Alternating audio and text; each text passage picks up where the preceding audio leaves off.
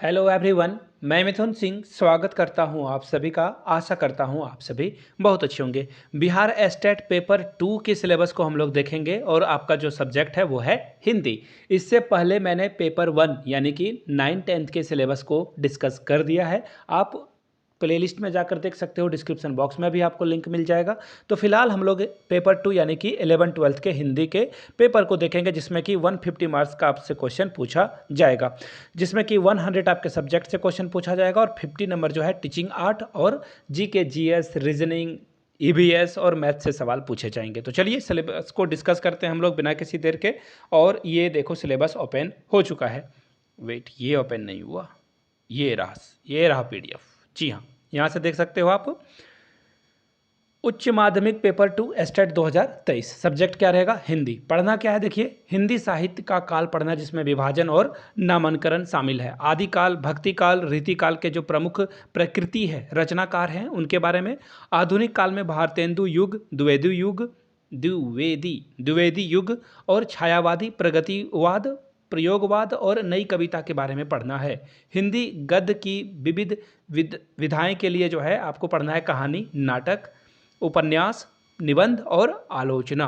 अब देखिए, हिंदी गद्य का जो नवीन स्वरूप है उसमें आपको पढ़ना है संस्मरण, रेखाचित्र, जीवनी। और चयनित कहानियों में देखिए क्या क्या है। कानों में कंगना, यहाँ से देख लो, ये जो है कहानियाँ पढ़ लेना है आपको। उसने कहा था, कहानी का प्लॉट, पूस की रात, पंचलाइट और चीफ की दावत। नहीं मिलता हो तो यूट्यूब पे जाकर ये कहानी एटलीस्ट तो आप देख ही लो। कैरेक्टर के नाम आपको पता होने चाहिए, और नहीं हो सकता है तो पीडीएफ डाउनलोड कर लीजिए। आगे देखिए, चयनित उपन्यास में गोदान पढ़ना है, त्याग पत्र पढ़ना है और मेला आंचल पढ़ना है। अब नाटक में देखो, चंद्रगुप्त, आषाढ़ का एक दिन, ये पढ़ लेना है। निबंध में देखिए, गेहूं और गुलाब, राम वृक्ष बेनीपुरी के द्वारा लिखा गया है। आचरण की सभ्यता, सरदार पूर्ण सिंह के द्वारा लिखी गई है। नाखून क्यों बढ़ते हैं, हजारी प्रसाद द्विवेदी के द्वारा लिखा गया है। श्रद्धा और भक्ति, रामचंद्र शुक्ल के द्वारा लिखी गई है। अब देखिए, इसे तो जरूर ही याद कर लें। हो सकता है कि इसी में से कोई एक एमसीक्यू आ जाए कि नाखून क्यों बढ़ते हैं किसने लिखा है। चयनित कवि और कविताओं में देखिए, विद्यापति को पढ़ना है, जो कि राम वृक्ष बेनीपुरी के द्वारा लिखी गई है। देख देख राधा रूप अपार, ये पढ़ना है। जय जय भैरवी, कुंज भवन से निकसल रे, ये पढ़ लेना है। तातल सेकत बार बिंदु सम, ये भी पढ़ लेना है। अब देखिए, कबीर को क्या क्या पढ़ना है आपको। कबीर के द्वारा जो रचित रचनाएं हैं उसमें देखिए, दुल्हनी गावहू मंगलाचार, ये पढ़ना है। छीनी छीनी बीनी चदरिया, काहे रे नीलनी, आपको पढ़ लेना है, कबीर के द्वारा लिखी गई है। सूरदास में देखो, आपको भंवर गीत सार पढ़ना है, संपादक हैं रामचंद्र शुक्ल। पद संख्या इन्होंने बता दी है, 6, 9, 10, 108 और 109 को ही पढ़ना है। नगमती वियोग खंड को पढ़ना है। और देखिए, जायसी के बारे में, तुलसीदास के द्वारा रामचरितमानस पढ़ना, केवल अयोध्या कांड को पढ़ लेना है। मैथिली शरणगुप्त, दोनों और प्रेम पलता है, रामधारी सिंह दिनकर के द्वारा हिमालय। सूर्यकांत त्रिपाठी निर्मला क्या बोल रहा हूँ मैं, निराला, वह तोड़ती पत्थर को पढ़ना है। जयशंकर प्रसाद में तुमुल कोलाहल को पढ़ लेना है। केदारनाथ अग्रवाल, मैंने उसको, ये कहानी है, ये आपको पढ़ लेना है। अब बात करते हैं नागार्जुन की, तो शासन की बंदूक आरसी प्रसाद सिंह के द्वारा लिखी गई है। जीवन का झरना, जानकी वल्लभ शास्त्री के द्वारा। मेघगीत, ये आपको पढ़ लेना है। आगे देखिए, काव्य शास्त्र में आपको रस, अलंकार और छंद पढ़ना है। व्याकरण की बात करें तो सर्वनाम, संधि, समास, उपसर्ग, प्रत्यय, पर्यायवाची शब्द, विलोम शब्द, वाक्य संशोधन, ये आपको पढ़ लेना है।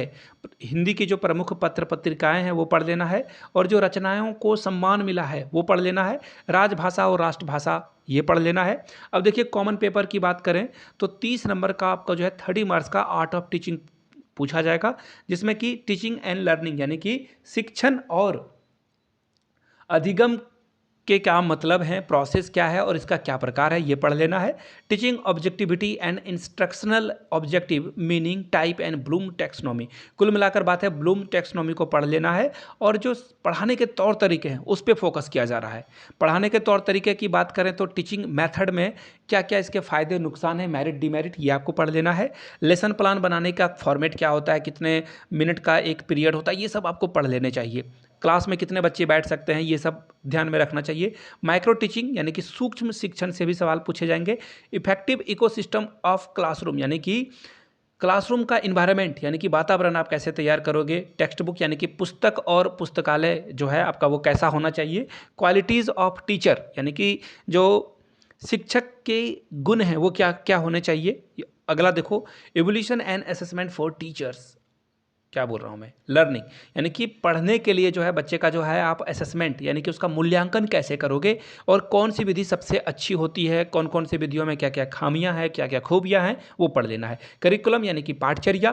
Factor affecting teaching and learning, factor जो है वो क्या क्या टीचिंग और लर्निंग को अफेक्ट करता है वो पढ़ना है। Teaching add and hand on learning, यानी कि जो ऐड है जैसे कि ऑडियो विजुअल ऐप या फिर वीडियोस के माध्यम से आप पढ़ाओगे या फिर module chart many more things, उसके बारे में आपसे पूछा जाएगा। अदर स्किल की बात करें तो जनरल नॉलेज से 5 मार्क्स का क्वेश्चन, इन ईवीएस से 5 मार्क्स का क्वेश्चन, मैथमेटिक्स से 5 मार्क्स का क्वेश्चन और लॉजिकल रीजनिंग से 5 मार्क्स का क्वेश्चन, टोटल 20 मार्क्स यहाँ से आपसे पूछ लिए जाएंगे। तो ये था हिंदी पेपर 2 का सिलेबस। जिन्होंने 1 दे रखा है वो भी पेपर को देख सकते हैं, डिस्क्रिप्शन में आपको लिंक मिल जाएगा पेपर 1 के सभी सब्जेक्ट का।